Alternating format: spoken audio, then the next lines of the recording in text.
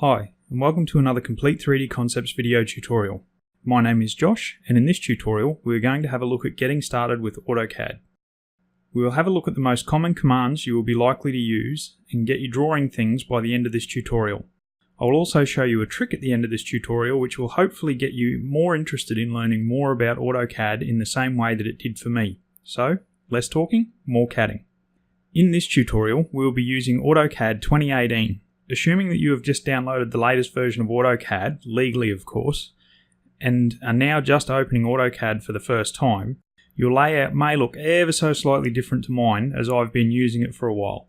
But for the most part, the layout hasn't drastically changed since about 2009. The commands that we will be looking at today will work exactly the same way no matter what version you are using. The only difference will be where the buttons are and what they look like. This will also work whether you have AutoCAD or AutoCAD Lite or LT, with the exception of the trick at the end. Sorry, Lite users. On the Start page, you will see the Getting Started, Recent Documents, Notifications, and Connect. Up the top here is the ribbon, and each one of these labels is referred to as a tab. These tabs hold the buttons for all the most common commands. Until you start a drawing, you won't be able to select anything up here though. Notifications is where Autodesk will let you know if there are any updates for your software. Connection is where you sign into your Autodesk account, and recent documents will be empty unless you have opened or saved a drawing. For now, all we will do is open a drawing file to get you going. So click on the big Start Drawing button. You will now see this blank screen, and the ribbon will be lit up so you can select commands.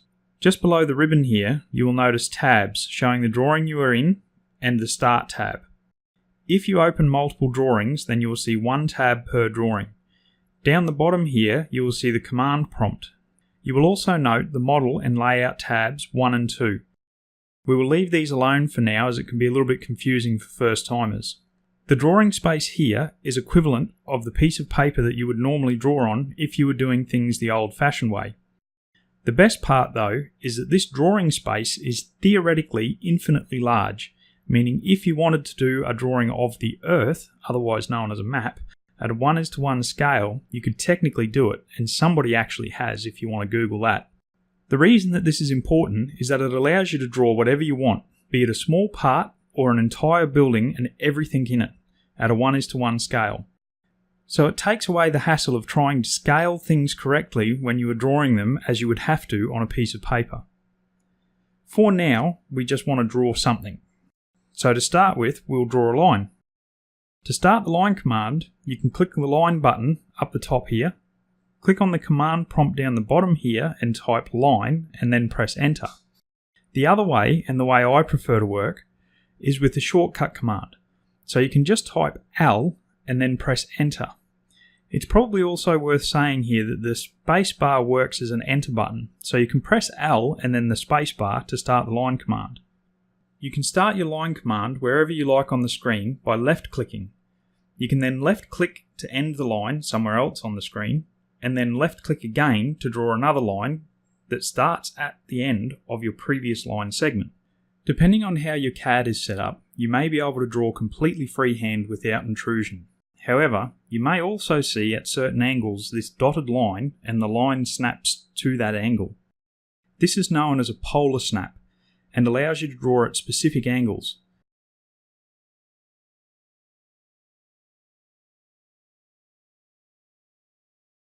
You can turn it on and off down here or by pressing F10. You can also select the different angles that you can snap to from down here as well.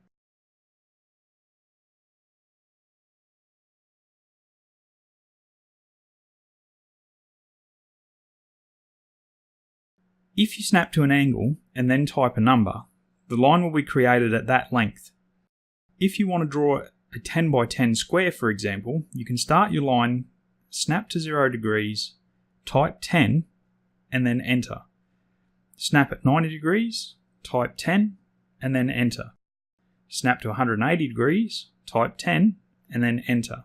And then snap to 270 degrees, type 10, and then enter. And then enter or escape to finish the command. There are a handful of other ways to draw lines, but this is probably the fastest and easiest way to work that I have found. We can look at some other ways in another video, as some of them are handy to know in some situations. Before we move forward, you'll want to know a little about object snaps, so that you can line things up accurately. While you were madly clicking line segments all over the screen earlier, you may have either inadvertently cancelled the command and tried to restart at the end of your last line, or tried to draw a line to one end of another line segment. You will notice that this is almost impossible unless your O snaps or object snaps are on. Object snaps, as you may expect, are for snapping to different points on objects. This means you can start or move a piece of geometry to or from a certain point. To turn them on and off, you can press F3 or click this button down here.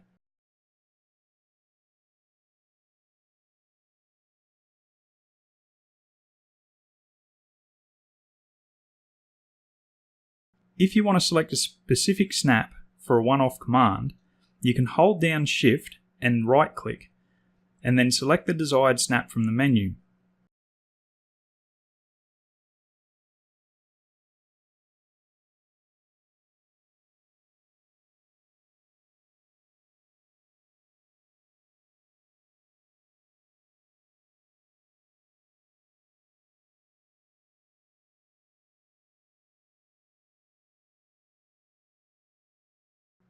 If you select the O-Snap settings down here, then the Drafting Settings dialog box comes up and you can permanently select the O-Snaps you want to be on all the time. These boxes I have ticked here are the ones that I would normally use, but it will likely be a personal choice based on what you will be typically working on. Now that we know how to line things up accurately, the next command you will want to know is the circle command. Again, you can start the command by the button on the ribbon or by typing circle in the command prompt. The shortcut command is C. By default, the circle command starts by wanting you to define the center point, which you can left click anywhere, or snapping to the end or midpoint of one of your line segments. You will then need to define the radius for the circle. You can do that by clicking to another snap point or by typing in the desired number. When you have satisfied the two inputs, the command finishes. So what happens if you don't want to define your circle by a center point and a radius? Well, there are a few ways that you can do that too, so let's take a look. To restart the circle command, you can do what you did previously to start the command, or just press the spacebar or enter to restart the last command.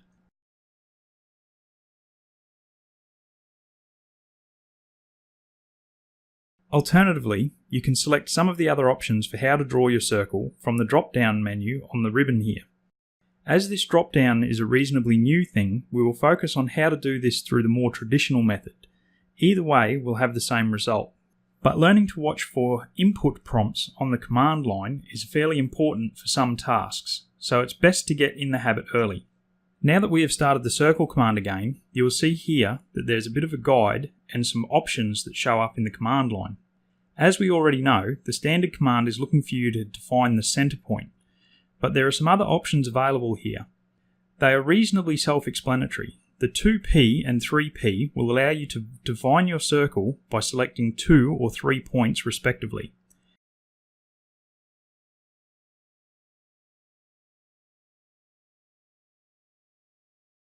TTR, or tangent-tangent radius, will allow you to define a circle by selecting two objects you would like your circle to be tangent to, and then a radius of that circle, which is handy if you want to define circles that are tangent to other circles or other lines.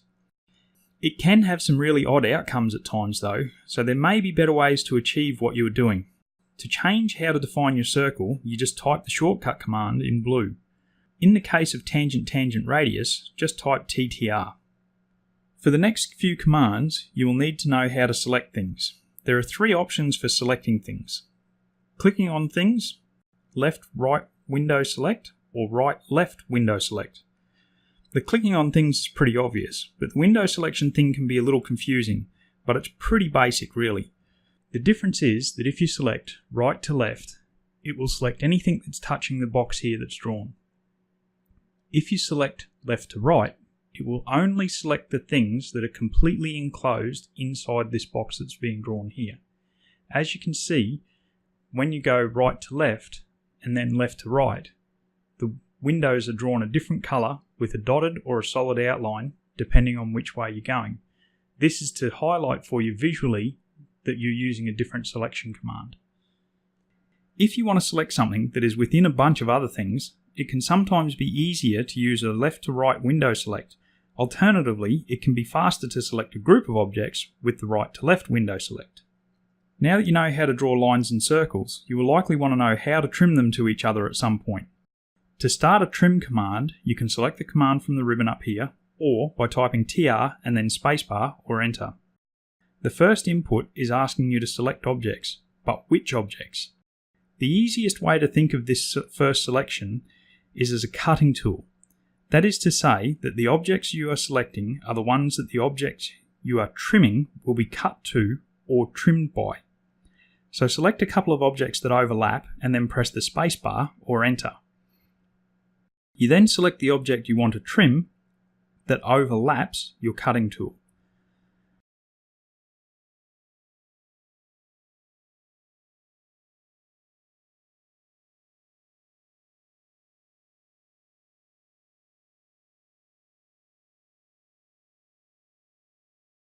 The other option you have for using the trim tool is to trim objects to the next closest overlap.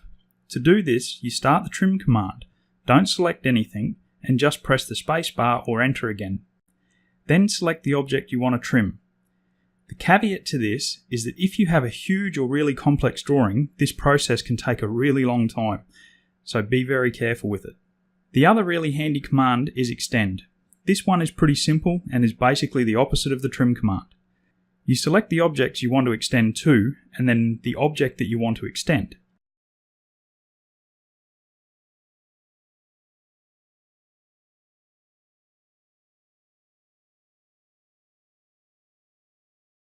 Like the trim, you can also extend to the next object by pressing the spacebar or enter before selecting anything when you start the command.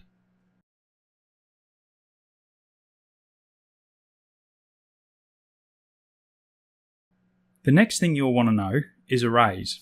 This one is for when you mess up and you want to hide the evidence.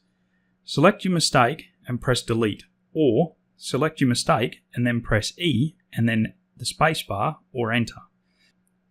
So now that you've got your perfect drawing and you're happy with it and you want to show it off, you need to save it to be able to send it to somebody. You can do that by clicking the button up here in the normal spot for most programs, or by holding down Control and pressing S. Select where to save your file and give it a name and then hit enter. So, now the trick at the end. Before I leave you to draw lines and circles to your little heart's content, we'll have a look at how to make something 3D. LT users will not be able to do this bit with their program, but you may get to try it one day on a full-blown version of AutoCAD, so watch on and keep it in mind. To turn something into a 3D object, you'll first need to make sure it is a closed object. So use a group of objects you know for sure is closed, or extend or trim a few different things to make sure they are all connected or closed. That is to say that there are no gaps between the start and end points of any of the lines or arcs or circles, and also make sure that there are no overlaps of any type. Once you're happy that you've got a closed group of objects, type region into the command prompt and press enter or spacebar. You can then select all the objects that make up your closed group. Then press spacebar or enter. If your group of objects is closed, it will say 1 loop extracted and 1 region created down here. If it's not closed, it will say 0 loops extracted and 0 region created down here. This means that your group of objects has a gap somewhere. Once you have a region, you can then type extrude into the command prompt and hit the spacebar or enter.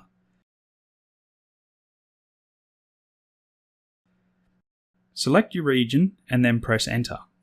You then need to enter a height or thickness for your extrusion, so enter a number and press the spacebar or hit enter.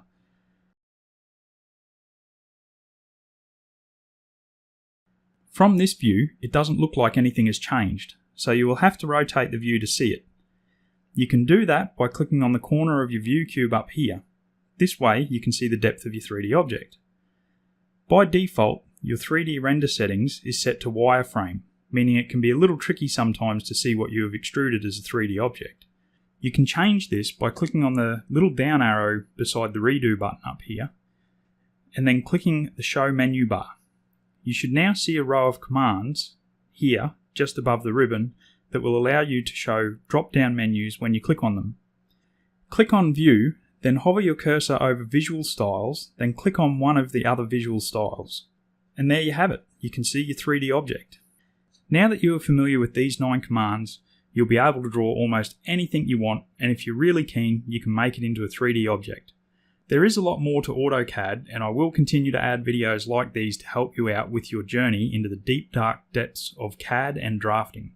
So, if you like what you've seen here, don't forget to click the like button below and click subscribe to be amongst the first to get our future videos.